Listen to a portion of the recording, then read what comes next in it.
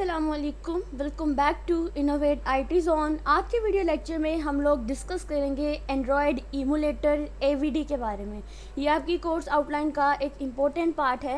इमूलेटर basically क्या होता है, एक आप कह सकते हैं कोई वर्चुअल डिवाइस होता है। जैसे आप मोबाइल फ़ोन रियल में यूज़ करते हैं ना, तो इसको जब हम लोग एक वर्चुअली यूज़ करते हैं उसको हम लोग इमूलेटर बोलते हैं। आप लोगों ने अपने एंड्रॉयड जो स्टूडियो है उसके अंदर एक ग्रिडल के जो लोडिंग होने से उसके बाद जो हमारे पास एक मोबाइल टाइप का कुछ आता है ना, उसको हम लोग इमूलेटर बोलते हैं। तो एंड्रॉयड इमूलेटर एक हमारे पास क्या है, एंड्रॉयड वर्चुअल डिवाइस है जो किसी स्पेसिफिक एंड्रॉयड डिवाइसेस या कोई भी वर्चुअल वेरिएंट होता है उसको रिप्रेजेंट करता है। ये हमारे पीसीज के ऊपर जो है अपने एंड्रॉयड एप्लीकेशन को टेस्ट करने के लिए हम लोग इसका यूज़ करते हैं, जो कि बिल्कुल फिजिकल डिवाइस की तरह ही रन होता है। और बाद में यानी उसके ऊपर टेस्ट करने के बाद हम उसको फिजिकल डिवाइस के ऊपर जो है वो शिफ्ट कर देते हैं। तो ये जो इमूलेटर होते हैं ये मोस्टली रियल डिवाइसेस जैसे ही होते हैं, जैसे एंड्रॉयड डिवाइस होते हैं ना, बिल्कुल वैसे ही होते हैं। उसके बाद की फंक्शनैलिटीज़ देखते हैं इसके बारे में। अगर इसका क्वेश्चन आता है तो आप लोग ये वाले पॉइंट्स भी इसके अंदर लिख सकते हैं।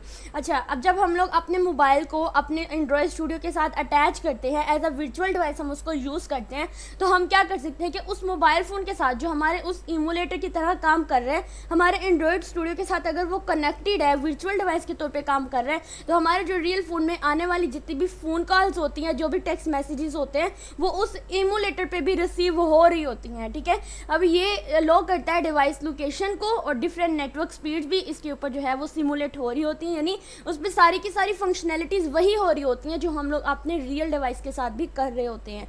इसमें हम लोग गूगल प्ले स्टोर को भी एक्सेस कर सकते हैं और बहुत सारी दूसरी फंक्शनैलिटीज़ भी होती हैं। जब हम अपना एंड्रॉयड का प्रोजेक्ट करेंगे उसके साथ जब हम लोग अपना मोबाइल डिवाइस जो है उसको कनेक्ट करेंगे और फिर हमारे एंड्रॉयड स्टूडियो पे हमें हमारे मोबाइल की स्क्रीन नज़र आएगी। अब जो स्क्रीन हमें हमारे एंड्रॉयड स्टूडियो के अंदर नज़र आ रही है वो एज ए इमूलेटर काम कर रही है। ठीक है, एक रियल डिवाइस होती है और एक हमारे पास इमूलेटर डिवाइस होती है।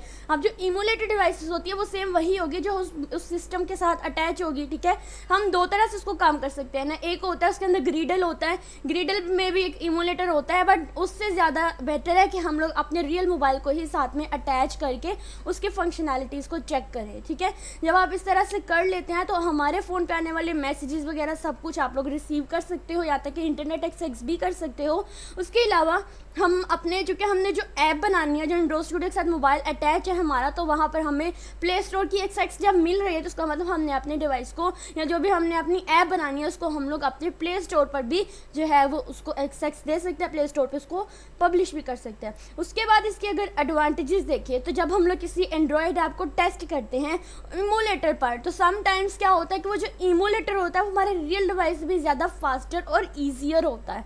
ठीक है, इसमें डाटा ट्रांसफ़र करना भी बहुत ईजी होता है as compared to the USB connected real devices. जब हम लोग यूएसबी को कनेक्ट कर रहे होते हैं तो उससे बेटर है कि हम लोग इमूलेटर को ही यूज़ कर लें। उसके बाद आती है प्री डिफाइंड कॉन्फ़िगरेशन। क्योंकि हमारा मोबाइल उसके साथ कनेक्ट है तो इमूलेटर जो होता है अब उसके अंदर ऐसी फंक्शनैलिटीज़ आ गई है कि उसके अंदर प्री डिफाइंड कॉन्फ़िगरेशन होती है हमारे एंड्रॉयड फ़ोन के लिए। वेयर ऑपरेटिंग सिस्टम डिवाइसेस, अब वेयर ओएस डिवाइसेस कौन से होते हैं, जैसे हमारी स्मार्ट वॉच होगी, ठीक है, ये वाली टैबलेट्स के लिए और एंड्रॉयड टीवी डिवाइसेस के लिए भी हम लोग इसके अंदर प्री डिफाइंड कॉन्फ़िगरेशन होती है। उसके बाद अगर इसकी रिक्वायरमेंट्स एंड रिकमेंडेशन देखें तो इसके लिए मैं आपको अगर ऐसे ही बता दूं तो हमें इसके लिए एक अच्छा प्रोसेसर चाहिए होता है 64 बिट का। उसके बाद हमें हमारा सीपीयू जो है वो अनरिस्ट्रिक्टेड गेस्ट सपोर्ट के साथ आना चाहिए। हमारी विंडोज़ के लिए सीपीयू जो रैम वगैरह होती है वो अच्छी होनी चाहिए। हमारे एसडीके टूल जो है वो मोस्टली उनका वेरिएंट 26.1.1 या इससे हायर वेरिएंट का होना चाहिए।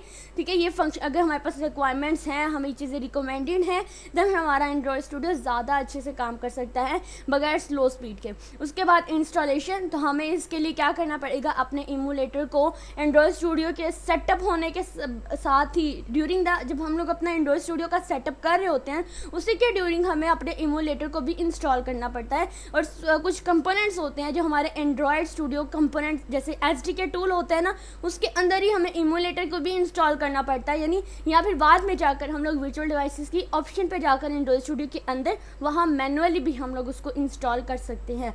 अब यहाँ पे running and Android app on the emulator पे कैसे हम लोग रन कर सकते हैं, तो सबसे पहला आता है कि हमें अपना एंड्रॉयड स्टूडियो का प्रोजेक्ट स्टार्ट करने पड़ता है। तो सबसे पहले एंड्रॉयड स्टूडियो के अंदर हमें एक एंड्रॉयड वर्चुअल डिवाइस जो है वो क्रिएट करना पड़ता है जो कि emulator can use to install and run your app. तो ऐसा क्या होता है कि फिर जब हम उसको एंड्रॉयड वर्चुअल डिवाइस को यानी AVD को जब हम लोग क्रिएट करते हैं तो वो क्या होता है कि हमारी ऐप को रन करने के लिए भी एमुलेटर का यूज़ करते हैं। ठीक है, अब हमें AVD को कैसे क्रिएट करते पड़ते हैं, सबसे पहले हमें AVD मैनेजर को ओपन करना पड़ता है। ओपन कैसे करना पड़ेगा, हमें टूल्स की ऑप्शन पे जाके वहाँ AVD मैनेजर होता है, तो जब हम AVD मैनेजर पे ऊपर क्लिक करते हैं तो हमें कुछ ऐसा इंटरफेस जो है वो दिखाई देता है। सो आपको स्क्रीन पे अच्छी तरह से दिखाई दे रहा होगा।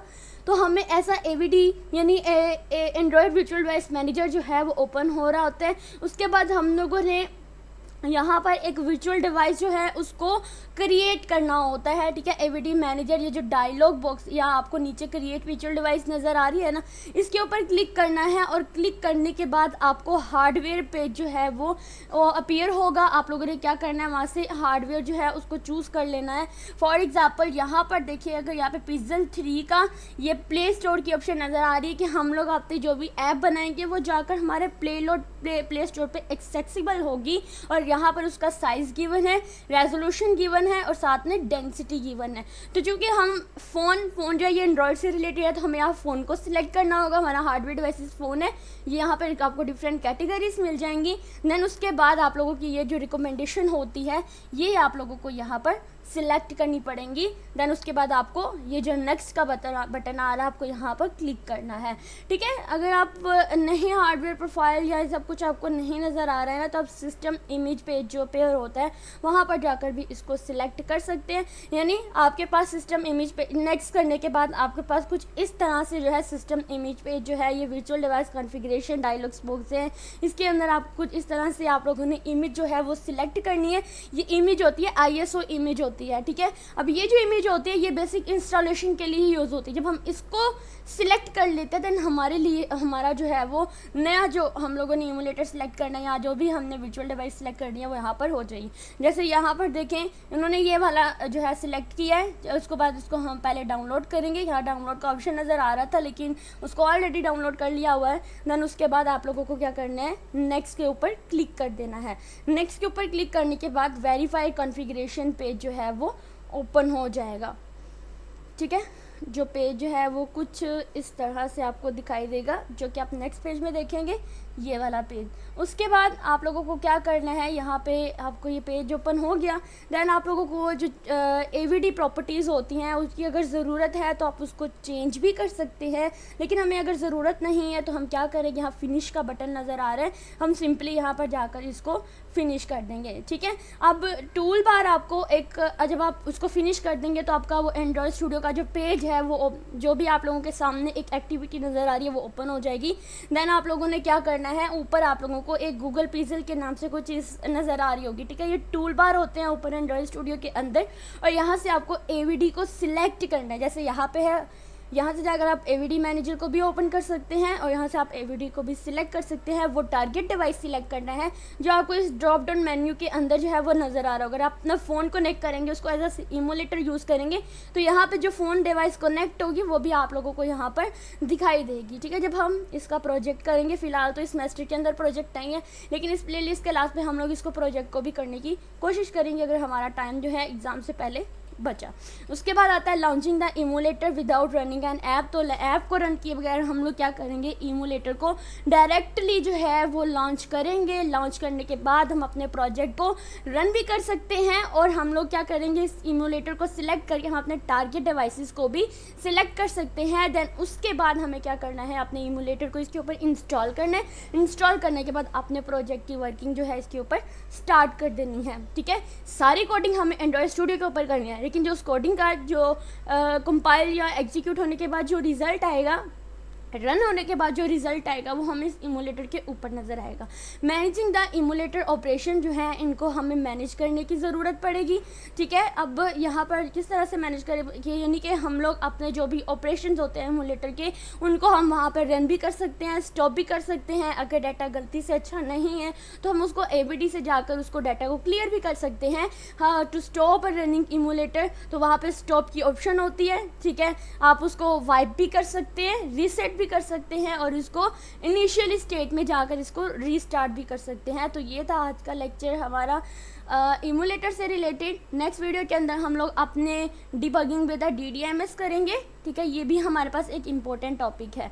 वीडियो अच्छी लगी हो वीडियो को लाइक करें, चैनल को सब्सक्राइब करें। आने वाले वीडियोस के लिए आप बेल आइकन को प्रेस कर दें ताकि नोटिफिकेशन आपको फ्री में मिलता रहे। Thank you.